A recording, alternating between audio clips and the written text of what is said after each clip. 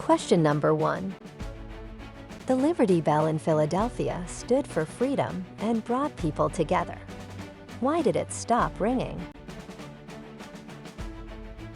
Is it because it was struck by lightning, was melted down for war materials, or was it cracked from overuse?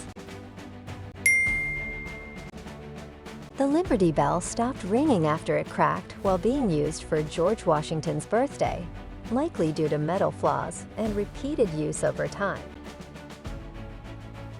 Question number 2. Which U.S. president had a Ph.D. and led Princeton before becoming president? Is it Andrew Jackson, Grover Cleveland, or is it Woodrow Wilson? Woodrow Wilson earned a Ph.D. in political science and history from Johns Hopkins University and served as president of Princeton University before becoming the 28th president. Question number 3. Why is Flag Day celebrated on June 14th in the United States? Is it because it marked the end of the Revolutionary War, honors first official flag, or is it Washington's birthday? It's celebrated on June 14th to honor the day in 1777, when Congress approved the first official U.S. flag called the Stars and Stripes, also known as the Betsy Ross flag. Question number 4. How did early American families pick names that showed pride, equality, and a friendly spirit? Is it because they used hometown names, picked names after Revolutionary heroes, or borrowed names from royalty? Early American families often chose names inspired by Revolutionary heroes like George, Thomas, or Liberty to show their pride in the new nation. Question number 5. Why did Noah Webster change British spellings like color to color in his American dictionary? Is it to show American identity? It was shorter and easier to print. Or is it easier to learn? Webster believed that Americans should have their own distinct language, separate from British traditions, to reflect their independence. Question number 6. Which U.S. president appears on both a coin and paper money, the penny and the $5 bill? Is it Ulysses Grant, Abraham Lincoln, or is it George Washington? Abraham Lincoln is the only president on both a coin and paper money because he helped keep the country together and worked to end slavery. Question number 7. What is the oldest university in the U.S., founded in 1636 before America became a country? Is it Princeton University, Harvard University, or is it Yale University? Harvard University in Massachusetts is the oldest university in the U.S. and set the foundation for higher education in the colonies. Question number 8. Which state is the only one to make Flag Day a state holiday with schools and offices closed? Is it West Virginia, Massachusetts, or is it Pennsylvania? In 1937, Pennsylvania makes Flag Day a holiday because it's where the first official U.S. flag was ordered and has deep historic ties to the country's beginnings. Question number 9. What respectful tradition often takes place on Flag Day, besides parades and displaying the flag? Is it retiring old flags with a ceremony, lighting fireworks at sunset, or is it singing the national anthem at noon? On Flag Day, old American flags are respectfully retired in special ceremonies, often by burning them with honor. Question number 10. After the Cuban Missile Crisis, what stays close to the president and holds top-secret launch info? Is it a nuclear command key, nuclear playbook, or is it the nuclear football? The nuclear football is a special briefcase with launch codes to quickly authorize a nuclear response if needed. It is always close to the president, carried by military aides. Question number 11. Clothing, tools, and furniture were often homemade in early America. What value did this reflect? Is it loyalty to Britain, independence and self-reliance, or is it pride in craftsmanship?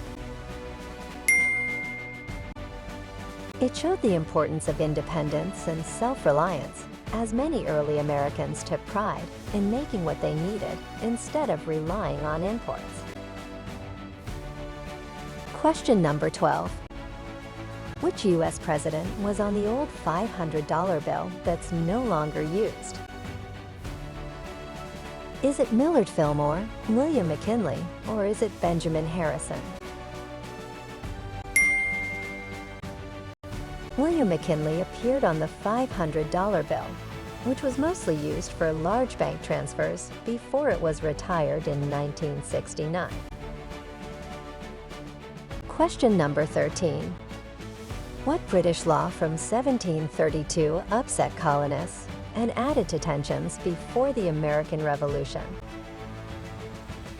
Is it the Sugar Act, the Hat Act, or is it the Potato Act? The Hat Act limited hat making in the colonies, forcing people to buy pricier hats from England and upsetting local workers. Question number 14.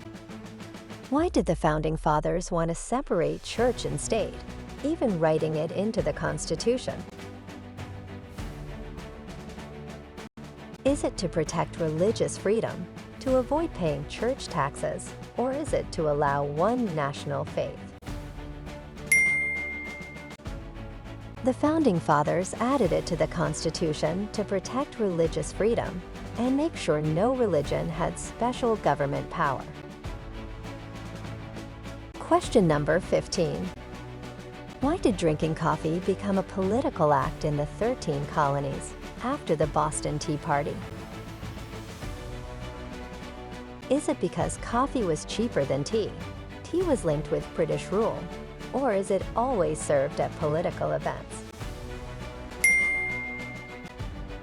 After the Boston Tea Party, when colonists dumped British tea to protest taxes, drinking coffee became a way to show they supported freedom. Question number 16. Why did many early Americans choose to wear simple clothing instead of fancy European styles? Is it because they lacked skilled tailors, fancy fabric was too expensive? Or is it to show equality and practicality? Early Americans wore simple clothes to show equality and focus on hard work, avoiding fancy styles of European nobles. Question number 17. Many Southwest states were once part of early Mexico before joining the U.S., including: is it Georgia, California, or is it Oregon? Many Southwest states like California, Texas, Arizona, and New Mexico used to be part of early Mexico. They became American land after a peace deal ended a war between the two countries. Question number 18. Why was the colony of Pennsylvania created in 1681 by King Charles II of England? Is it to repay a 20-year-old debt, a reward for being a Quaker, or is it to expand farming in the New World? Instead of money, the king gave William Penn land to repay a debt owed to Penn's father for his support of the Navy. Penn named the colony Pennsylvania and built it on freedom and fair laws? Question number 19. Which civil rights leader is honored in all states with streets, schools, and buildings named after him or her? Is it Rosa Parks, Martin Luther King Jr., or is it John Lewis? Martin Luther King Jr. peacefully fought for equal rights, inspiring changes that all 50 states now celebrate. Let's gear up for the last question. Question number 20. What was New York City called when it was a Dutch colony before the British took it in 1664?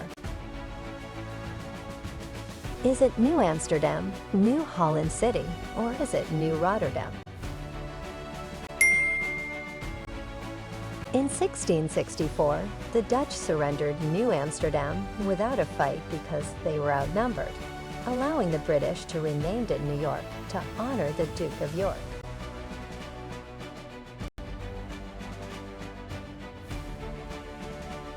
Subscribe for more. And don't forget to also like this video.